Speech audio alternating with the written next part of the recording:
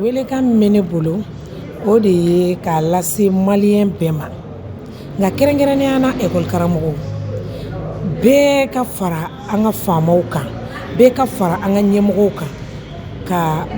u dɛmɛ yaasa an jugu minnu b'an da la u daga ka bɔ an da la an bɛ se k'u dɛmɛ ni sira o sira ye ni min bɛ se k'u dɛmɛ ni renseignement ye i k'u dɛmɛ ni renseignement ye ni min yɛrɛ bɛ se k'u dɛmɛ hali ni fɛɛrɛw ye i ka wuli k'i jɔ yaasa o fɛɛrɛw ka tigɛ i k'u dɛmɛ fɛn min ye kalanko ye ekɔli karamɔgɔw gɛlɛya dɔw bɛ an kan nka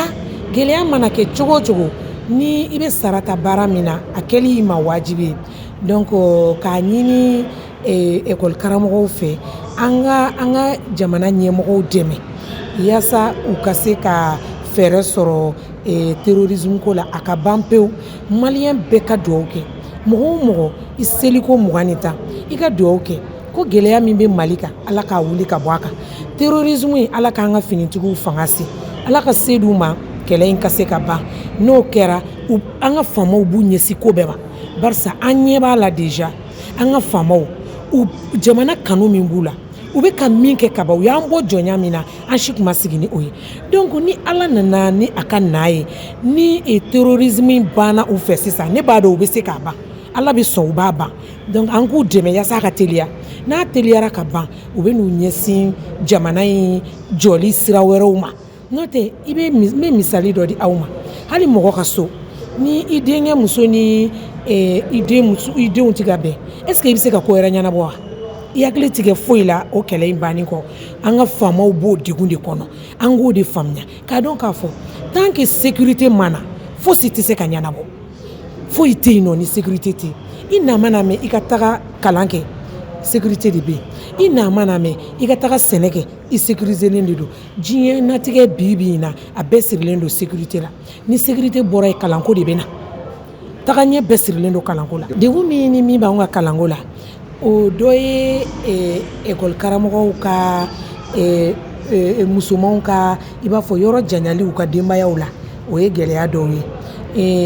u bɛ se ka ekɔli karamɔgɔ muso dɔ bila yɔrɔ dɔ la sisan i bɛ taa sɔrɔ a cɛ bɛ yɔrɔ wɛrɛ la parce que u ka baaraw tɛ kelen ye donc ni o suguya kɛra denw bɛ to ba bolo n'u ka dɔgɔ donc o ye gɛlɛya dɔ ye a gɛlɛyaw ka ca baara fosi tɛ diɲɛ kɔnɔ gɛlɛya tɛ min na mais gɛlɛya ninnu a bɛɛ bɛ furakɛ dɔɔni dɔɔni de par exemple ekɔli karamɔgɔw ka gɛlɛya dɔ bɛ se ka kɛ ekɔli karamɔgɔntanya ye n'i taara burusi kɔnɔ i bɛ taa sɔrɔ ekɔli kilasi 6 mètre 1 de b'a dɔw kunna ekɔli kɔnɔ ekɔli mun bɛ kilasi 6 mètre 1 pe de bɛ yen a dɔw la kilasi 6 mètre 2 yɔrɔ o ye gɛlɛyaba ye mètre 2 bɛ se ka kilasi 6 ta cogo di ko kalan sɛbɛlama ka kɛ yen mais anw tɛ o ko ɲɛnabɔ yɔrɔ la Ala ma anw garisɛgɛ kɛ o la anw kɔni b'a fɔ de yaasa an ka ɲɛmɔgɔw k'a mɛn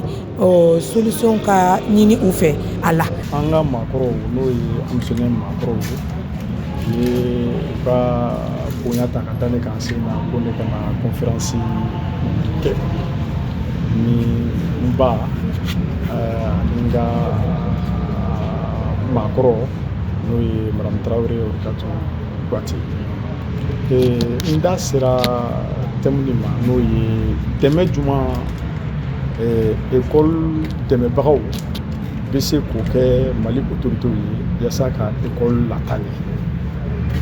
sabu terroriste kɛlɛ b'an kan o kama o hukumu kɔnɔna la n y'a yira k'a fɔ ko in bɛ fɛn saba bolo f'olu ka faamu a fɔlɔ ye terrorisme yɛrɛ ye mun ye a lawale ye mun ye a bɛ mun nɔfɛ a bɔra min a bɛ kɛ cogo di